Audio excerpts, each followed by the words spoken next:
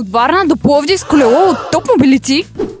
Не в буквалния смисъл, но този човек е изминал толкова километри с нашето колело. Добре, ето ни на място вече с един от нашите топ фенове. Здравей, може ли да се представиш на нашите зрители, кой си всъщност ти и от кога използваш нашата услуга? Ами аз съм Георги, по принцип използвам вашата услуга от един месец. Работя за Хепи доставки и по принцип тези колела помагат много за това да се разнасят поръчките за хората. Добре, а как всъщност разбра за нашата услуга? От Хепи ли ти казаха? Хепи. Аз по принцип съм ги виждал, но никога не съм го ползвал.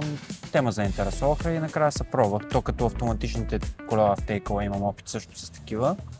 И са електрически, много хубави са.